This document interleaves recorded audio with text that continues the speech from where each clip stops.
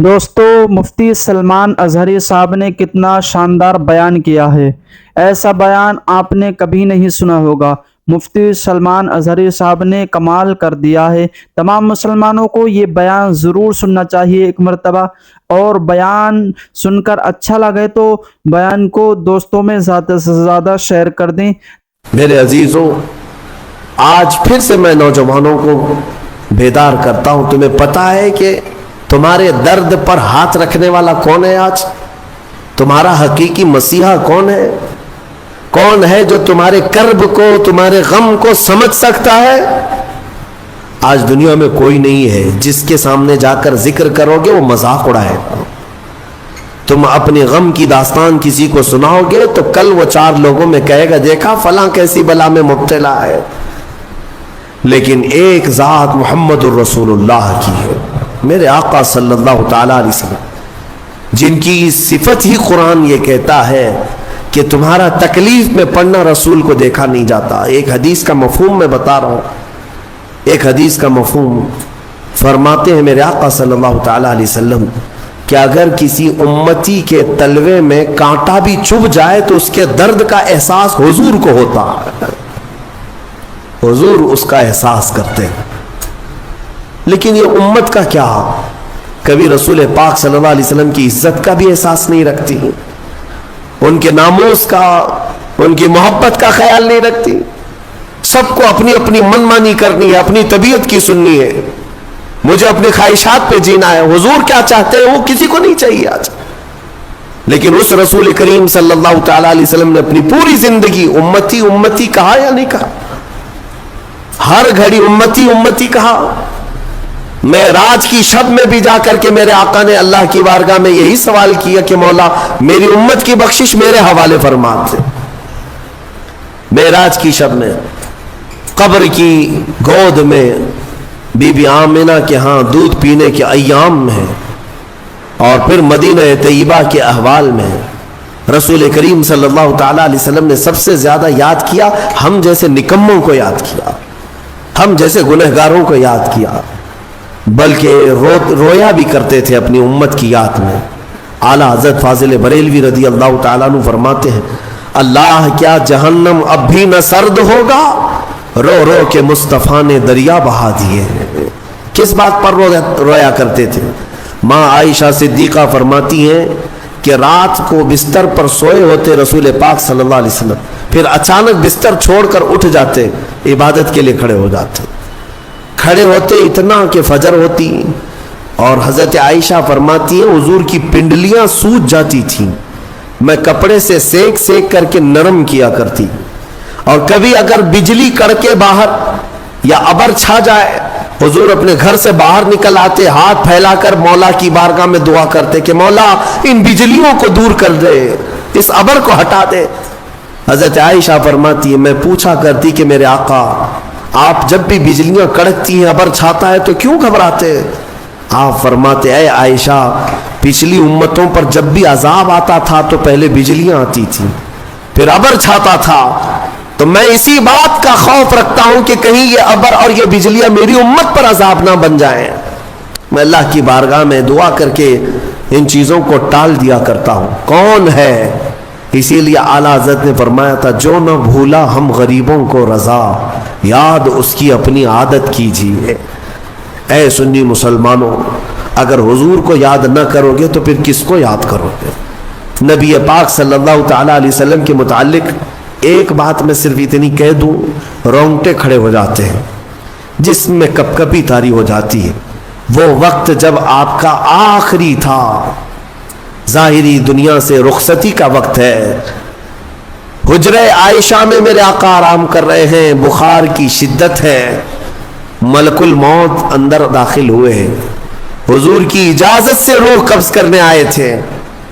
یہ سکرات کا جو وقت ہوتا ہے نا، نزع کا وقت بہت شدید ہوتا ہے، آپ ایکسپلین میں نہیں کر سکتا کہ وہ وقت کیسا ہوتا ہے، کیونکہ جو جھیلا ہے وہ پھر واپس آیا نہیں بتانے کے لیے۔ نزع کا وقت، اس میں انسان اپنے ماں باپ کو بھول جاتا ہے، پہچان نہیں پاتا اپنے بیٹوں کو بیٹیوں کو، حتیٰ کہ بعض نزع کی کیفیت اتنی سخت ہوتی ہے کہ اپنا نام بھول جاتا ہے، نہیں یاد رہتا، اپنے آپ کو بھول جاتا ہے نزع کے وقت۔ لیکن میرے مصطفیٰ کریم صلی اللہ تعالی علیہ وسلم اس کیفیت میں جب نزع کا وقت تھا، ملک الموت قریب آئے تو کیا پوچھا جانتے ہیں؟ پوچھتے ہیں اے اسرائیل، یہ نزع کا وقت بڑا سخت ہوتا ہے، بہت درد والا ہوتا ہے، بتا تو ذرا کیا میری امت کو بھی اس حالت سے گزارا جائے گا؟ جو نہ بھولا ہم غریبوں کو رضا، اس کیفیت میں ہر کوئی اپنے آپ میں رہتا ہے۔ اگر وہ رسول نزع کے وقت بھی اگر اپنی امت کو یاد کرتے ہوں تو کیا امت پر اتنا بھی حق نہیں ہے؟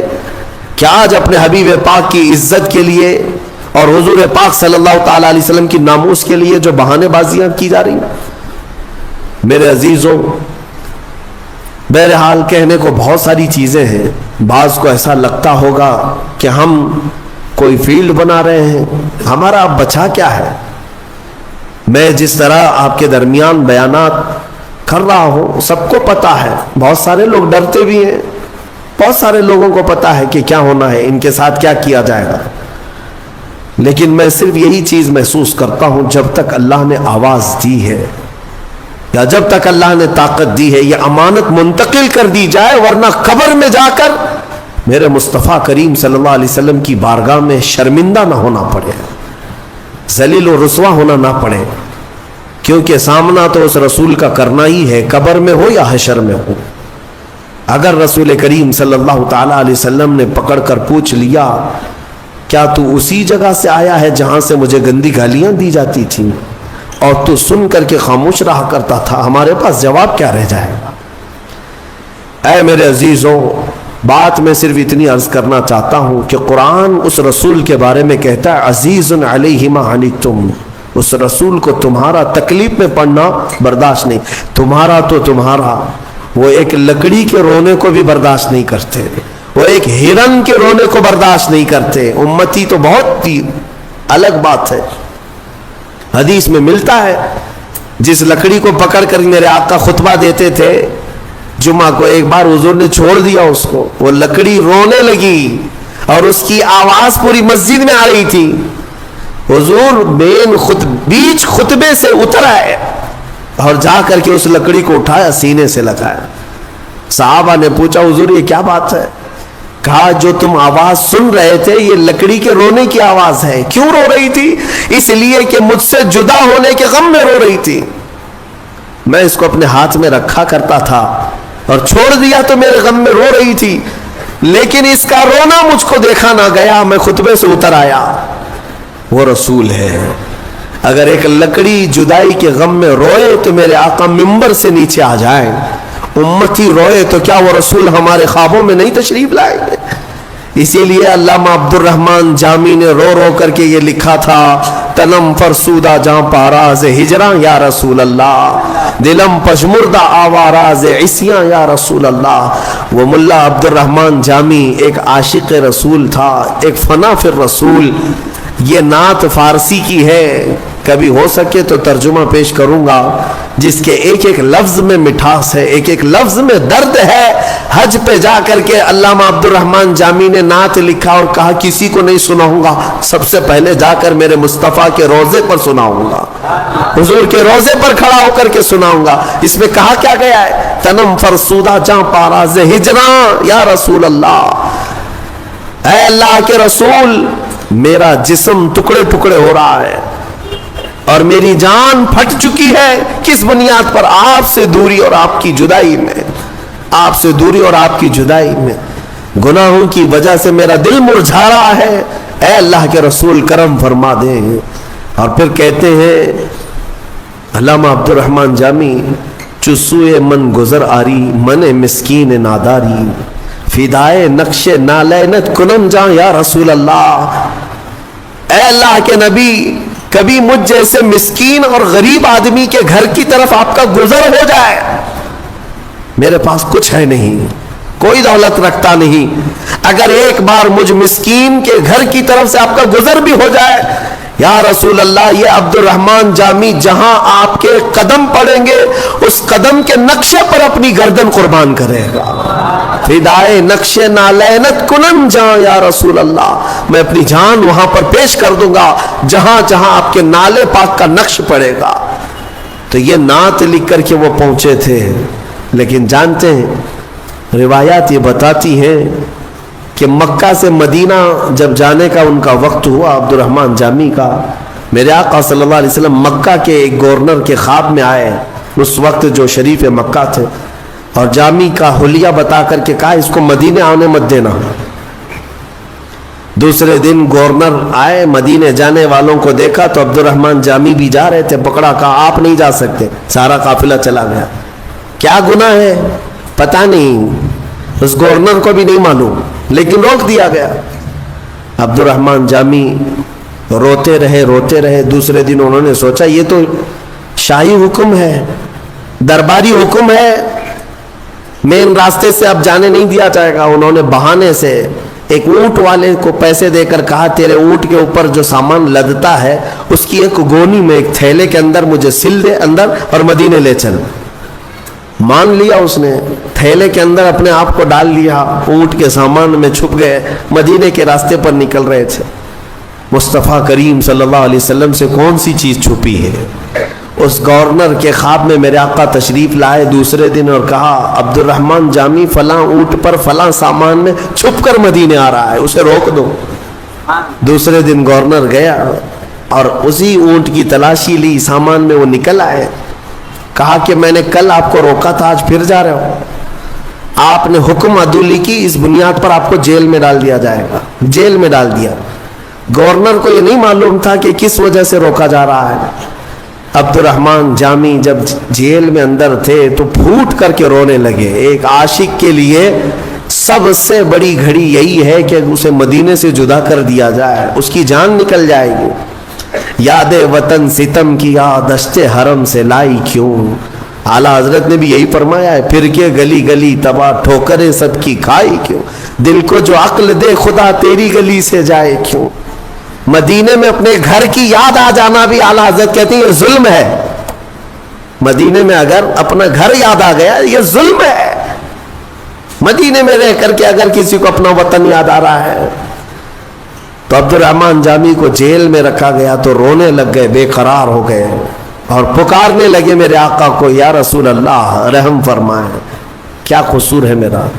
شریف مکہ گورنر مکہ کو حضور اکرم صلی اللہ علیہ وسلم نے خواب میں پوچھا تیسرے دن کیا کیا تو نے عبد الرحمن جامی کے ساتھ. کہا اس کو جیل میں بند کر دیا. کہا کیوں؟ کہا کہ پتہ نہیں 2 مرتبہ اسے روکا گیا، پھر بھی وہ جانے کی بار بار کوشش کر رہا ہے، اس لیے جیل میں ڈال دیا گیا. پتہ نہیں کون سی غلطیاں ہیں اس کی، کون سی خطائیں. میرے آقا آپ کے مدینے میں وہ نہیں آ سکتا. اللہ کے حبیب صلی اللہ علیہ وسلم نے جو فرمایا وہی بات مجھے عرض کرنی ہے. کہا کہ عبد الرحمن جامی کو اس لیے نہیں روکا گیا کہ وہ خطا کار ہے، اس لیے میں روک رہا ہوں کہ وہ آ کر میری قبر کے پاس ایک نعت سنانے والا ہے، اگر وہ سنایا تو مجھے اپنی قبر سے باہر آنا ہوگا. اللہ اکبر. یعنی میرے مصطفیٰ کریم صلی اللہ علیہ وسلم آج بھی غلاموں کی دستگیری فرماتے ہیں، آج بھی درد کا احساس میرے آقا رکھتے ہیں. امام بوسیری کے ساتھ کیا ہوا؟ فالج کے موقع پر جب آپ کو لقوہ مار گیا تب آپ نے قصیدہ بردہ لکھا تھا، مولا یا صلی وسلم دائما ابدا. 170 اشعار لکھے تھے. فالج ہوا تھا لقوہ، اور اس وقت بھی میرے آقا خواب میں تشریف لائے اور صرف ہاتھ ان کے جسم پر پھیر کر دعا کیا کہ اللہ تجھے شفا دے دے، اور جو تو نے میری تعریف میں قصیدہ لکھا لے میں اپنی چادر تجھے تحفے میں دیتا ہوں. چادر بھی عطا کی. اتنا دیا سرکار نے مجھ کو جتنی میری اوقات نہیں، یہ تو ان کا کرم ہے ورنہ مجھ میں تو ایسی بات نہیں. میرے کریم سے اگر قطرہ کسی نے مانگا دریا